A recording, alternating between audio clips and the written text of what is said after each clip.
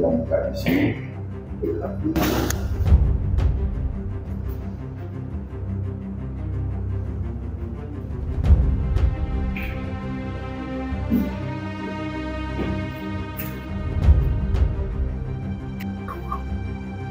Ruangannya Pak Dirman ya.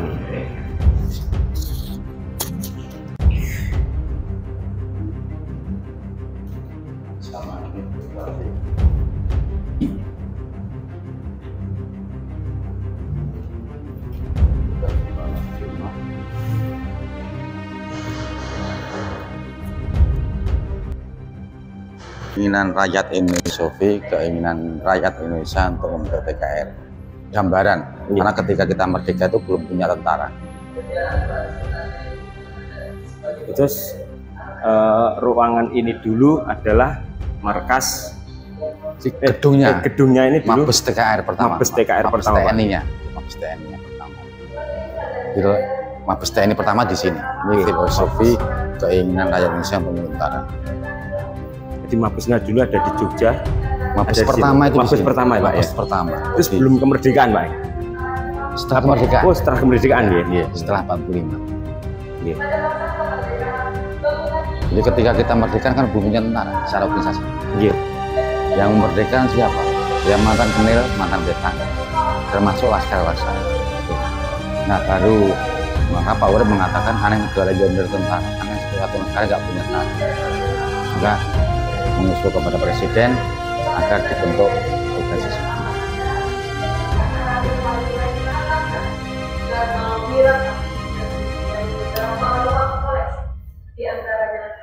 Terbentuknya tentara, tadi saya sampaikan mantan Kenil, mantan Beta, dan para laskar-laskar. Ruang Jenderal Sudirman. Ruang ini merupakan gambaran asli ruang kerja para bangsa Jenderal Sudirman. Berisi tentang 14 perjuangan beliau dalam mempertahankan kemerdekaan. Ruang Urip Sumurat. Ruang ini merupakan gambaran adat Urip Sumurat dan memuat biografi serta perjuangan beliau. Ini Palagan. Jadi Palagan itu pertempuran, perang kemerdekaan, Pak. Perang kemerdekaan. Sebenarnya pertempuran di seluruh wilayah tanah air, namun kita hanya menggambarkan 8 pertempuran yang besar yang menentukan, termasuk Palagan Semarang, pertempuran di Semarang. Salah satu tokohnya adalah Dr. Karyadi, yang sekarang nama besar beliau diabadikan sebagai Rumah Sakit Dr. Karyadi di Semarang. Senjata ini masih asli semua Pak ya? Semua aslinya itu yang dipakai. Jadi kalau ciri khasnya, kalau yang bawah ini Jepang, samurai Jepang, kalau ini Belanda. Tapi biasanya Pak ada ini ya Pak, ada apa? Pegangannya itu pengamannya. Yang ini Belanda. Oh, ini Belanda. Belanda ciri khasnya ada ininya. Ada pegangannya. Pengamannya pergelangan tangan. Ya ini samurai Jepang. Samurai Jepang ya.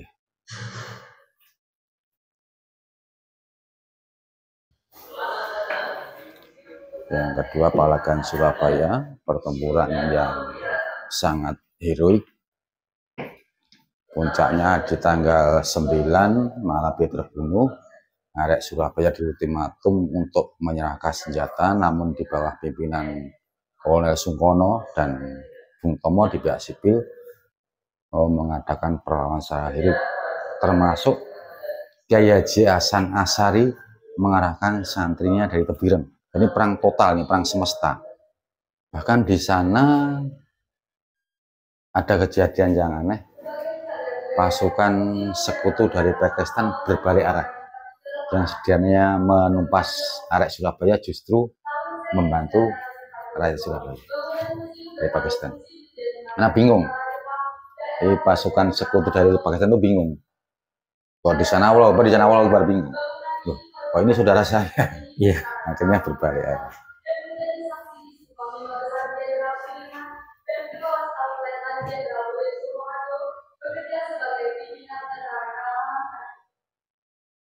Ini weapon box.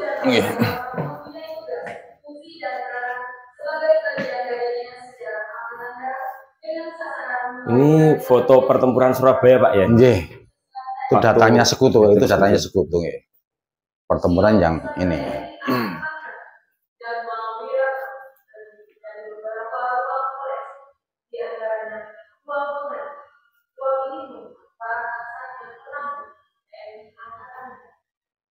Ruang jenderal Sudirman. Ruang ini merupakan dataran asli dua kerajaan Nusantara. Berisikan data material perjuangan beliau. Nah, Jenderal Nabi Pak. Bunuh yang kena granat.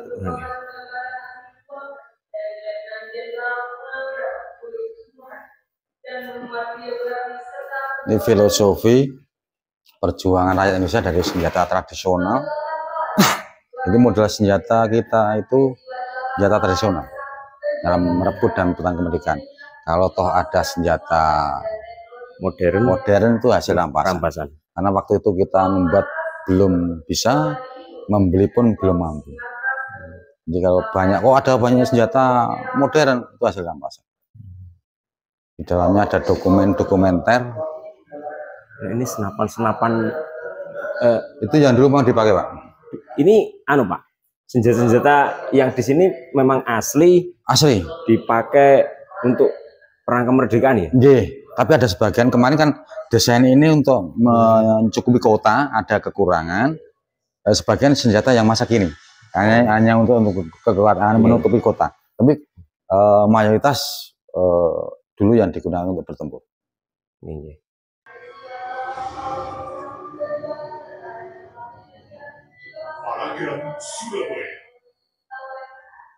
Puncaknya di penurunan bendera. Yamato ya. Menguasai kembali Indonesia, mereka seringkali melakukan provokasi di atas hotel Yamato tanpa pesan yang jelas. Sontak amarah bergelora dengan arek-arek Surabaya. Rasa keram mengalahkan mereka untuk menurunkan bendera Belanda. Video asli Pak ya, Pak ya. Itu waktu itu video asli ya. Nah, yang ini, ini aslinya nih.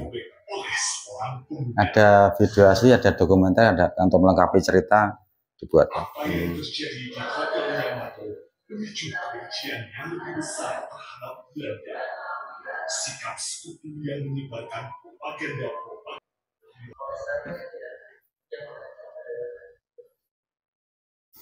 Sejarah peran serta TNI akan ada sebagai transmisi besar TNI.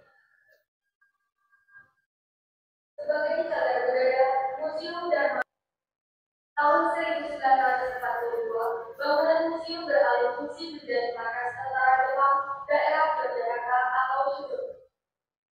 Pada masa kemerdekaan, bangunan ini merupakan markas tertinggi tentara keamanan rakyat dan menjadi saksi bisu Panglima Besar Jenderal Sudirman dan Kepala Staf Ini kemungkinan besar dibunuh pasukan elit Jepang. yang dari Blitar itu Pak. Nggih, dari Blitar. Jadi tentara peta itu dulu yang apa ya? Yang keras itu, yang sangat keras itu justru yang dari Sudanjo. Ini kan letnan, Pak. Ya.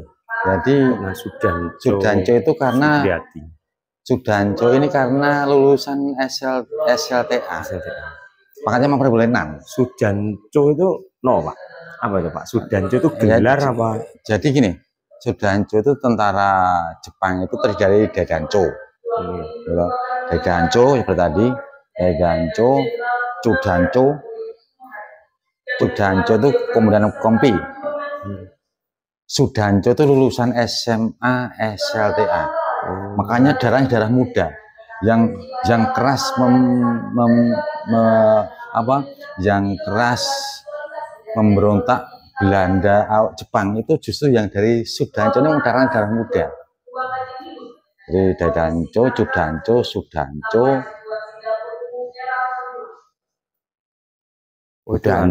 tingkatan. Seperti kalau sekolah di TNI sekarang ada mulai dari bawah Taruna, ngaten niku. Nah, kalau dulu diambil dari tingkatan ketokohan, Pak. Jadi kalau udah pejabat, banyak kepala sekolah,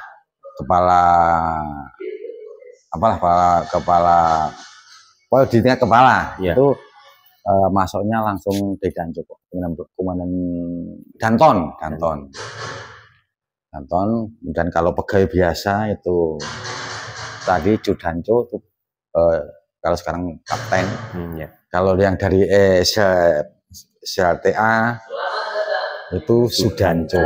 Maka yang keras itu yang Sudanco. Pernah lihat di buku kan Sudanco Supriyadi. Saya kira apa itu gelar atau ternyata tingkatan dalam ini tingkatan makanya Sudanco itu rata-rata ya memang rata-rata usia muda, Pak. Ini beliau ini juga ketika memberontak juga baru berumur 23 tahun. Sudah diingatkan, termasuk Pak Karno pun mengingatkan, belum waktunya, tapi namanya darah muda.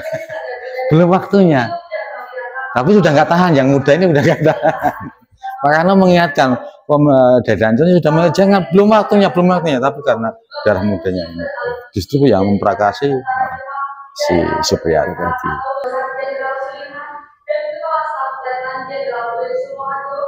Memang pejuang kita dulu rata-rata berkisar 20 sampai 30 tahun, masih muda. Termasuk Pak Dirman terpilih Panglima itu di umur 29 tahun.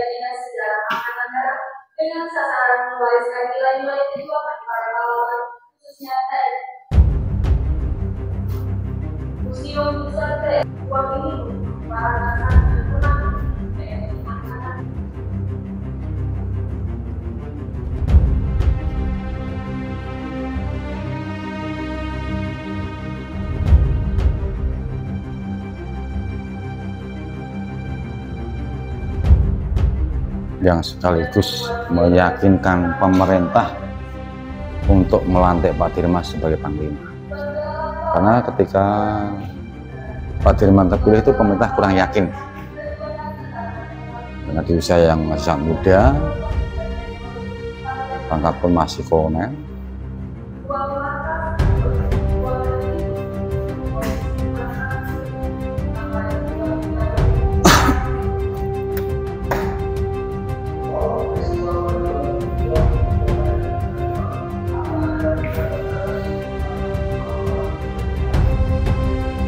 Jadi waktu itu beliau menggunakan strategi supet urang Pak Dirman dalam pertempuran Ambarawa. Ini gelar perang yang sudah sangat terkenal dari Kerajaan Majapahit. Itu namanya gelar perang Mangkarayuda. Supet urang.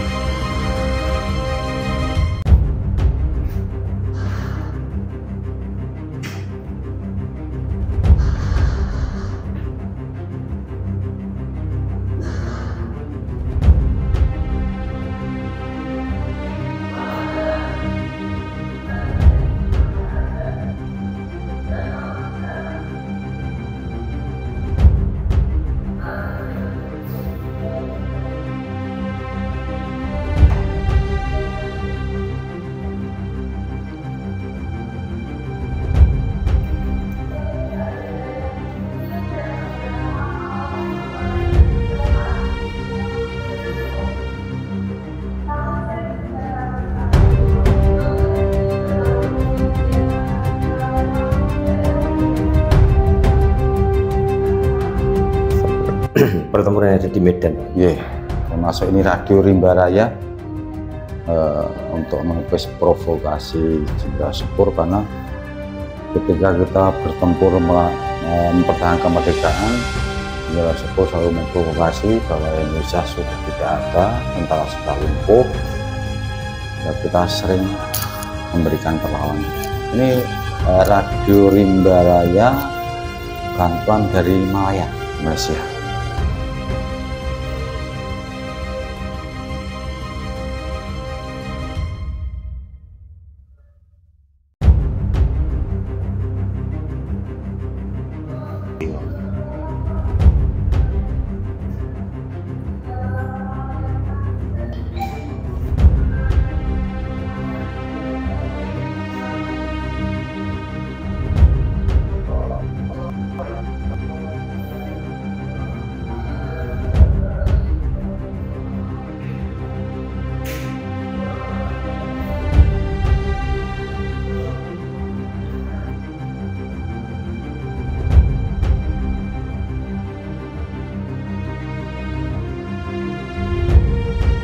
Perkutan Margarana. Iya, perang Margarana. Jadi waktu itu beliau dihadang di tengah sawah, mati sengaja.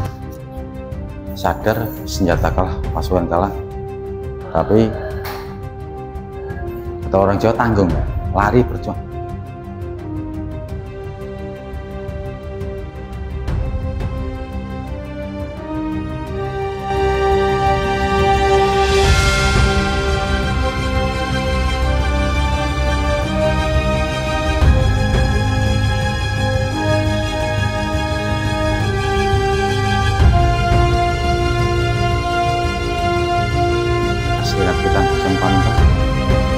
Tapi jasanya cukup tinggi.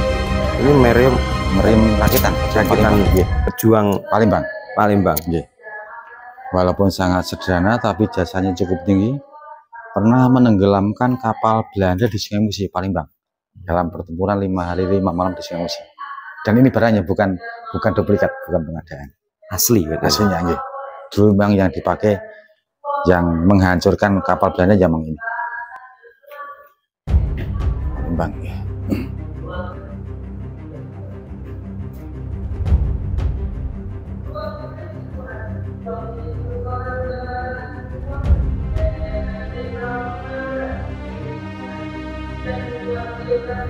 Di berkali-kali sebenarnya Majen Soeharto, waktu itu Letkol Soeharto menembak S3, sudah berkali-kali menghancurkan pasukan Belanda, namun selalu memprovokasi Belanda bahwa Indonesia sudah tidak ada, antara sudah lumpuh. Maka Sultan IX mengusulkan agar diadakan serangan umum untuk membuka mata dunia bahwa Indonesia masih ada, antara masih eksis. Dan kesepakatan tanggal 1 diadakan serangan umum. Dalam waktu yang singkat Pak Harto mampu merebut ibu kota. Ini titik puncaknya. Kemudian peran Sultan di samping mengusulkan, ada ide, dia juga ini Pak, mengundang wartawan dunia agar mengekspos kejadian pertempuran maupun purna pertempuran. Dalam pertempuran Pak Harto mampu merebut ibu kota. Purna pertempuran TNI mampu menguasai tempat kita di ibu kota. Ini dikirim ke PBB, akhirnya PBB tahu ternyata Indonesia masih ada, antara masih eksis, sehingga PBB mendesak oleh Belanda diadakan pemboyong PKM. Jadi waktu itu pemikiran Sultan, saat ini para pimpinan dunia berkumpul di PBB, sekarang diadakan serangan umum, serangan terbuka, dan faktanya sukses.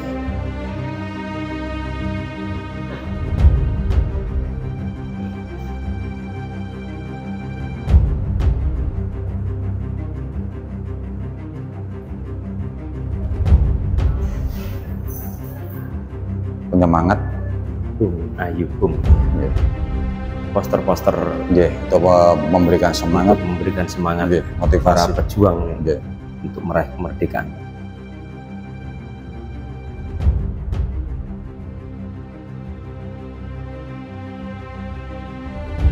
Jadi perlu saya sampaikan, ketika Indonesia ibu kota pindah ke Jogja tanggal 4 Januari 46, itu pemerintah nggak punya apa-apa. Yang membayar negara adalah harta Sultan IX dan Papua. Jadi APBN Indonesia pertama itu kekayaan Sultan IX dan Papua. Bahkan ketika pemerintah kembali ke Jakarta pun masih dibekali Sultan 6.000 Gold. Ini senjata awan gun kebanggaan Pak Harto. Itu didapat di SMA 3 ketika mau menyerbu kota baru. Beliau waktu itu mengatakan siapa tahu senjata keberuntungan, dan kenyataannya 2 pertempuran besar beliau menggunakan senjata itu. Pun senjatanya Pak Harto ya, didapat di SMA 3, juga misterius Pak. Termasuk ini rangkaian lampu stongkring. Jadi kalau lampu petroma kan satu rangkai Pak ya? Iya. Ini misah, masih di neneknya moyangnya lampu petroma. Lampu ini pada waktu itu kalau bukan orang punya gawe nggak menyalakan lampu ini. Lampu ini dinyalakan termasuk lampu mewah di era itu. lampu ini dinyalakan Pak Harto ketika briefing dalam rangka serang 1 Maret. Tiba-tiba lampu ini mati, tidak ada yang tahu penyebabnya. Dalam waktu yang bersamaan ada konvoi berendara Pak. Jadi kalau lampu ini nggak mati, awal apa yang terjadi kita nggak tahu. Mungkin Pak Harto dan pasukannya waktu itu gugur. Mungkin juga nggak ada serangan 1 Maret. Yang jelas kehendak yang kuasa, lampu ini berjasa kepada bangsa dan negara, terutama Pak Harto dan pasukannya. Memang ini Pak, dulu banyak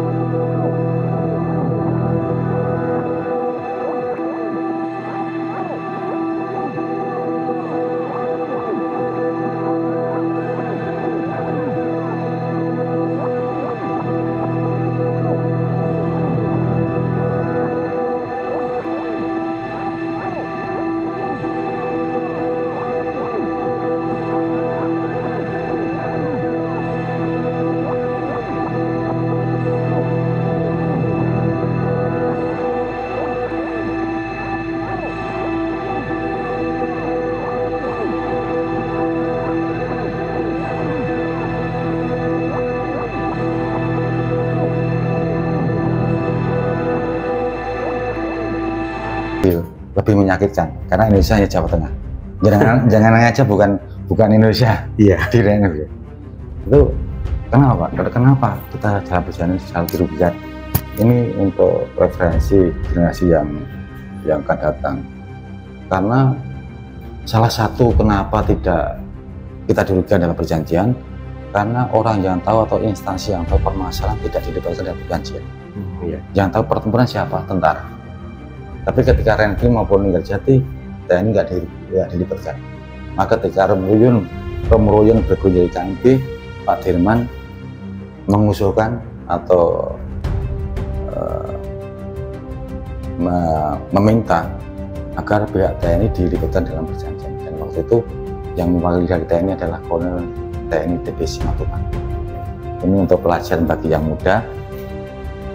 Semua pemberontakan Pak, itu sebenarnya ujungnya adalah kekuasaan.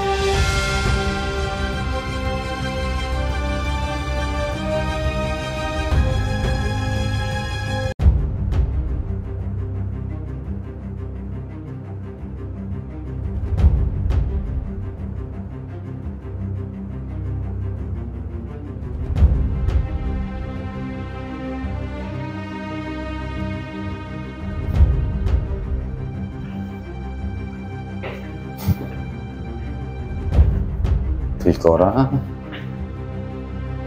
itu salah satu provokasi PKI karena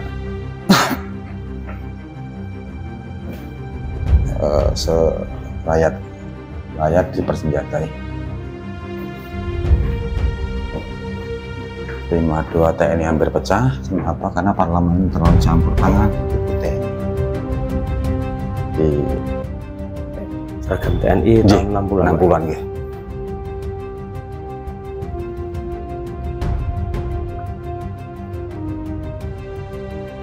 Panji Persatuan TNI. Yang ini Pak, yang ini Pak, Panji. Itu masih laskar. Oh, laskar. Iya. Masih asli Pak. Masih asli kali Pak. Kalau justru ini Pak, di yang ini Panji ini aslinya di sini. Kodam itu kalau termasuk mau mendirikan kodam baru itu pinjam ke sini. Untuk diberikan. Ini yang aslinya. Untuk pendamping. Untuk waktu mau ibaratnya kodam mau mendirikan ada pembentukan kodam baru, ya itu minjem untuk membuat duplikat, pinjam dari sini. Karena ini yang di sini yang asli. Iya. Terjaga sekali Pak. Kita seperti rumah sendiri Pak. Barang sejarah ini. Ya, yang ngepel sendiri, ngelap sendiri, ada tamu yang dampingi, pokoknya rumah sendiri. Anggota kita terbatas, sangat sedikit. Mau kalau matur, matur jenengan kersa mampir ke sini. Ini Pak. Jadi Letjen Urip Sumoharjo itu bukan Jenderal Bintang 3, Jenderal Bintang 2, karena waktu itu belum ada Brigjen Pak, belum ada bintang 1. Bintang 1 itu Jenderal Mayor. Ini sama Panji-Panji ini? Sama, kan seluruh Indonesia. Oh seluruh Indonesia?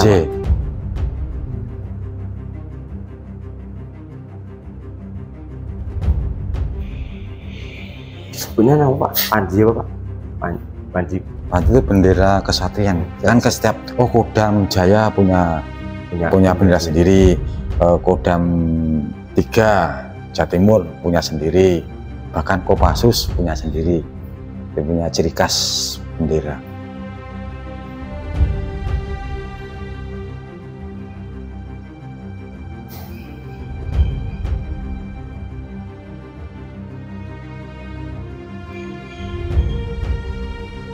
Sembilan bakalan pahlawan revolusi. Ini pakaian asli tapi bukan pas kejadian. Oh, seragam yang biasa dipakai oleh para pahlawan revolusi. Beliau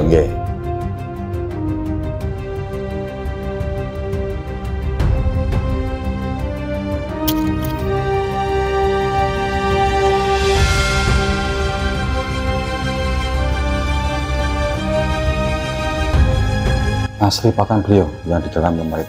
Memang postur beliau sangat tinggi besar. Ya.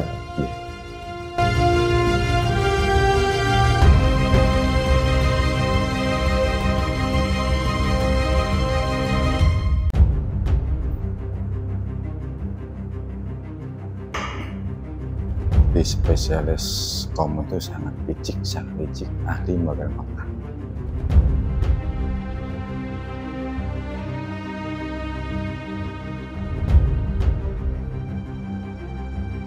Jadi ketika musuh di dalam gua, kita kan nggak mungkin masuk. Dengan sumber api yang di dalam gua kan nggak tahan keluar. Tapi kita kalau masuk konyol. Kita gas tempo dulu Pak ini. Seperti tabung gas ini. Tabung gas dia. Pakai minyak Pak. Kalau dulu ya. Iya.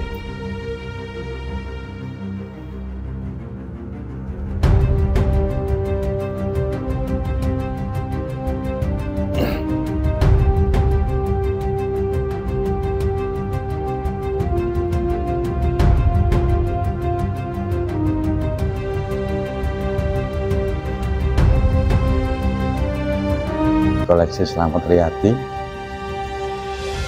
Ini meja saksi penyerang kota Solo dari Kolonel Panul kepada Slamet Riyadi.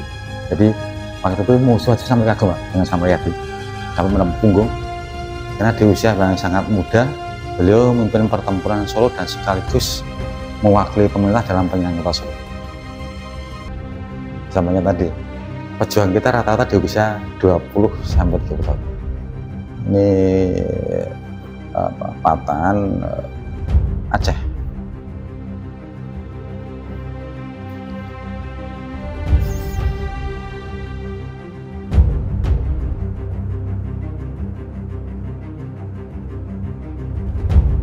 Nah, ketika komunikasi TNI dengan masyarakat Kamboja sangat baik, dimanfaatkan oleh TNI, membujuk Khmer Merah agar mengadakan perundingan dengan pemerintah yang resmi, dan itu berhasil.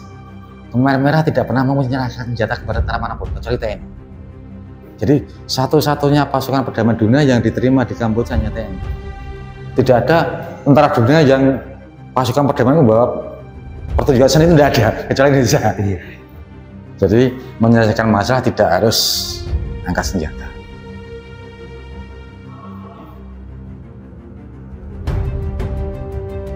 Dan dikirim pesan itu. Lainnya Indonesia tidak ada. Karena kita juga mengedepankan pendekatan budaya, komunikasi. Justru lebih efektif pendekatan budaya.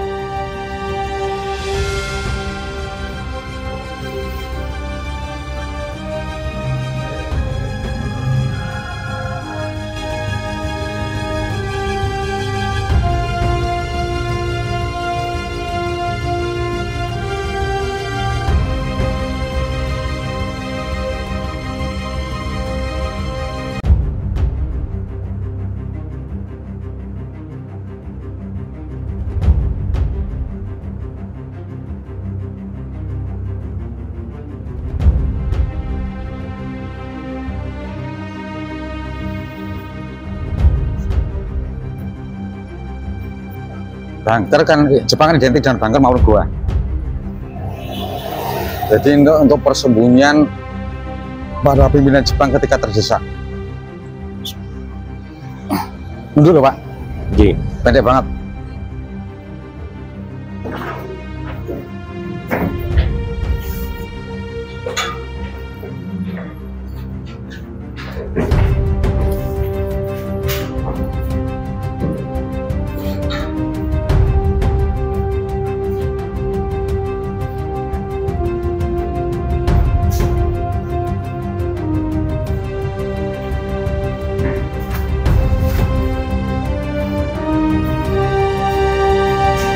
Nek kaos medam itu Pak langsung mau juga yang ya. Pemikiran itu warung nih Pak. Nggih. Buatan apa mungkin bisa dibentuk Monggo. asli. Ternyata di tengah kota juga ada bunker. Tapi ini dulu di atasnya ini Pak, ini semak-semak karena ini kan persembunyian. Jadi dulu disamarkan.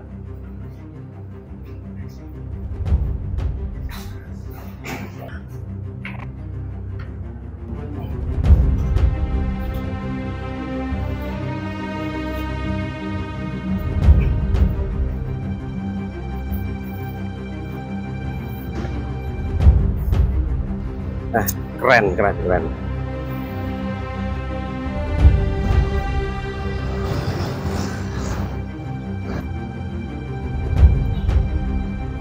Demikian tadi kawan-kawanku semuanya, kita keliling sudah tur di Museum TNI Angkatan Darat Dharma Wiratama yang ada di Provinsi Yogyakarta bersama narasumber kita Bapak Soekarjo. Ya, terima kasih Pak atas informasinya, semoga berguna untuk kawan-kawan yang melihat, dan supaya nanti untuk informasi lebih lengkapnya teman-teman bisa berkunjung langsung ke Museum TNI AD yang ada di Kota Yogyakarta. Semoga teman semua suka dengan video kali ini. Selamat berjumpa kembali di Suka-Suka Channel. Wassalamualaikum warahmatullahi wabarakatuh.